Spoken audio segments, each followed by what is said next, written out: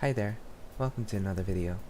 If you've gotten through the story quest and gotten stumped on a quest, don't worry, I was there too. This game has an incredibly high difficulty spike once you're near the level cap, and content for any new player is basically undoable. Of course, you can always get help through quests like myself and many others have gotten, but that can only get you so far before you want to have some strength of your own. So, how do you do it? I realize that getting stronger is not a simple two-step process. It is a lot of information, and I will try to cover as much of it as I can without making this video take an hour. However, this is where new players start to see how bad the difficulty spike is and quit. Getting stronger is not easy, nor is it fast. People will see this and often get overwhelmed. I was there too at one point. Part of the problem is, however, is the lack of information to set you on the right path. I hope to show you anything you need to know about getting stronger in this video, and I hope this video helps someone.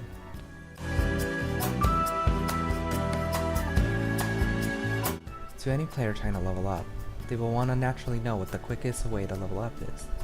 To that, I always tell them to download a phone emulator and use macros to train.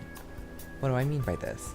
I personally use the BlueStacks emulator and have it perform a simple macro which attacks mobs for me. I would never recommend someone take valuable hours out of their day to level up classes, and the majority of veterans use an emulator as well. Don't worry, you won't get banned for using it. This is the main way of leveling up Samurai, as this class takes an exponentially large amount of experience to level. It may be a bit slower than manual training, but it is 1,000 times easier, and here's my simple setup on how I do it. What you don't see on screen right now is me opening up menus where you can have your on-screen inputs you can add, as well as my macro manager. Right now, I just play a simple macro where it automatically inputs all my skills for me, so I can automatically attack mobs. However, if using an emulator isn't your thing for whatever reason, the best advice I can give for leveling is to choose an area where you can kill a large amount of mobs faster, rather than an area with tougher mobs with more experience. An example for an area like that would be Castellum or Hall, which I'll lead you to now. This is an easier area, but as a beginner, this is likely going to be your best place you can train at. While leveling up your character, you should also be leveling up your skills. There are multiple ways to do this, and it often involves completing repeatable quests for some skill experience. Since doing any quest gives you skill experience, doing repeatable ones are the easiest way to get a bunch of it. Some notable NPCs to do it on are here. The thing to note with these NPCs are that once you complete them a multitude of times, or reach a certain level above the quest, they will start rewarding less experience, making them not worth it with the exception of the last NPC. The last NPC is where most veterans level up skills, as it is the fastest and most convenient way to level up skills. It involves turning in materials that you get from killing mobs in Bandit Rock, the area where this NPC is found. People sell this for about 1 to 2 megs per stack. A meg is called Elrond drink, and is worth about 250 to 300,000 Rond. You should know this term as megs are used as the game's currency due to the Rond cap. If you're a beginner, this isn't an easy thing to buy, but someone may be willing to give you some for free if you ask. Otherwise, the other NPCs will be your best choice for leveling up your skills. I want to wrap up this topic by mentioning that you should be unlocking your quest skills as soon as you can, so you can have access to all your spells and passives. These in turn will give you more power. This can be challenging to complete them all, but it's okay if you wait to complete them. As I mentioned in my last guide, here is a video teaching you how you can unlock all your unlockable skills. I'll have a link to this video in the description. Now assuming you finish leveling up your classes and skills, here is where we'll move on to the next topic.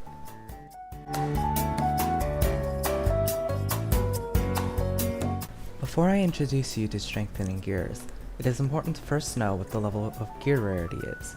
The list goes as follows. While gear going up in rarity generally means it's harder to obtain and has better stats, this is not always the case.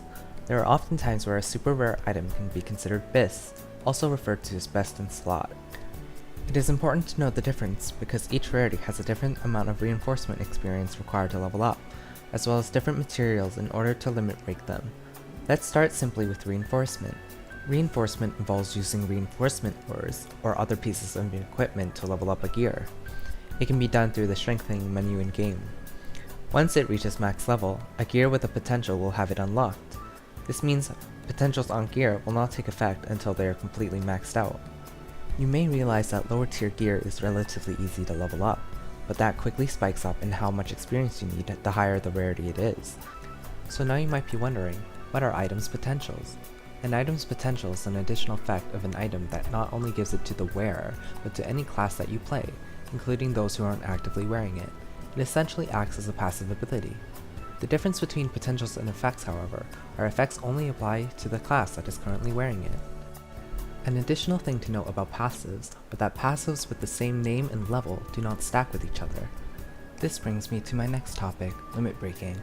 Limit breaking will start occurring for gear that's higher than normal rarity, and it involves using materials that you can get through shops or through towers to increase the level cap of an item. Limit breaking is necessary to unlock an item's potential, and the higher the rarity, the more limit breaks you need to complete to reach its maximum cap. The most common types of materials used for limit breaking involves items used for gear for super rare or higher. I will provide a chart where you can find the list of materials since it's a commonly asked question.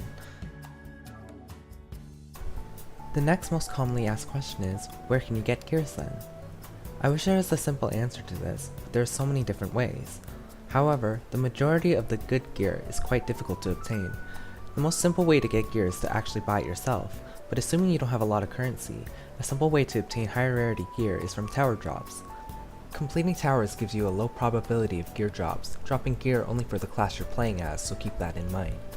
If you're interested in knowing where more rare gear comes from, they are usually crafted in the Dragon Tower using quests from the NPCs, dropped from bosses, dropped in Dark King, or from events.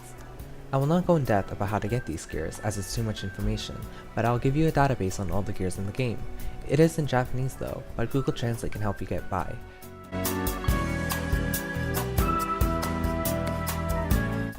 Next, I want to cover Cosplay Reinforcement. If you're wondering how people have such high stats, or are able to wear a multitude of cosplay items, this is how. Reinforcing your cosplay will reduce the cost that it takes up in your equip slot, allowing you to equip more amounts of cosplay. Reinforcing cosplay requires other pieces of cosplay gear, meaning you cannot use reinforcement ores or non-cosplay items.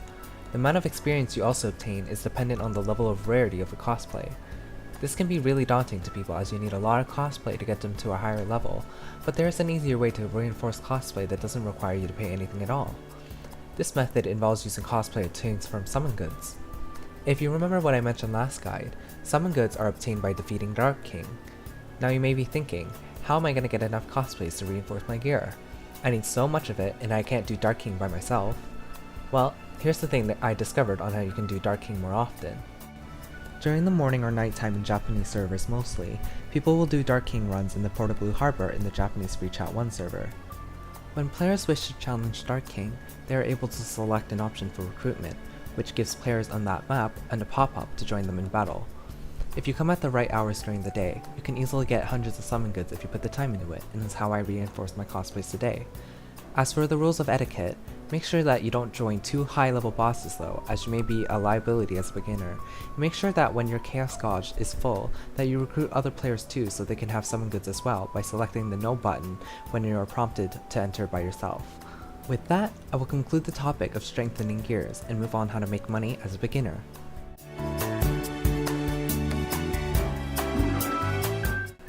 The simplest way I can tell players to get mags is to buy it with real money.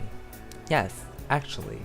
You can get about 100 for $20 these days, and I highly recommend buying mags over points for cosplay, as the reward for a beginner player with no gear is much higher by buying mags than it is to buy cosplays.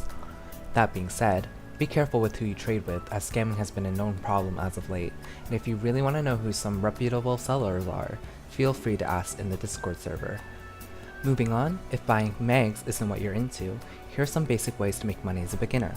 It should be noted that these methods will not make a huge amount of money in the short term, but are consistent and easy ways for any beginner. Starting off, I will show you one of the best ways to make Rond, as well as some mags. That starts with pirate badges. Remember the skill experience quest I mentioned earlier in Bandit Rock? Well, this quest also gives you Rond each time you complete it. With a stack of pirate badges, you'll earn just over 250,000 Rond, the equivalent of 1 mag. You can also sell the stack of pirate badges too for about 2 mags. The place I like to farm for pirate badges are here, not inside Bandit Rock, as farming inside can be risky as a boss has a potential to spawn at any time. The next method is selling Dark King cosplays, also referred to as DK cosplays. The cosplay obtained by summon goods are actually tradable and go for about 1 mag per 50 pieces of cosplay. You can also make money from doing Defense War, most commonly by selling the Doom equipment you get as loot. Doom equipment are used as tradable versions of reinforcement ore and sell for about 1 meg per 50 pieces. The last way I can make money is by selling tower loot. By doing towers, you have a chance of getting loot and are likely to collect limit break materials. You can sell limit break levels or sell any gear you get to other players.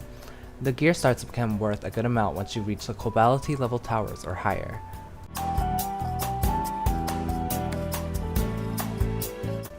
The last thing I want to show in this guide is how to use the Japanese market board for buying or selling gears. What you'll quickly notice is finding gears in the English community is going to be very difficult and tends to be overpriced. Due to the higher population in the Japanese community, finding gears will be much easier if you know what you're doing. First, you'll need to open My Page. This will not work on Switch devices, so please use a mobile device. Some things to note here is that you should only be using Japanese here, even if that means using Google Translate unless you use the English recommended subform. Japanese people won't understand English, so please don't post in English here. If you want to know how to get Japanese names of items, please refer to the database I've linked in the description to find your item name. If you need further help, feel free to ask in the comments or in the Discord server. Next, you must find the subform for the item you're looking for, or selling. This is going to get complicated for people who don't speak Japanese, so get ready with Google Translate. The most important subform is going to be this one, as this is listed as any item if you aren't able to find a subform by yourself. Next, use the format for buying and selling. I'll have a reference in the description below if you want to use it. The first character refers to what you're giving, and the second character refers to as what you want or are buying. What you're giving is almost always in megs. Once you've found someone selling an item you wish to buy, or a seller who's interested in an item you're selling, they will leave a comment on your player profile asking for an exchange time and place. Once your trade is done, please repost your comment number and specify that your trade has been completed. With that sums up my guide on how to get stronger and how to make money. This is likely going to be my very last guide unless something else comes up that I want to teach you, so please leave a comment down below if this video helped you in any way. Thanks for watching.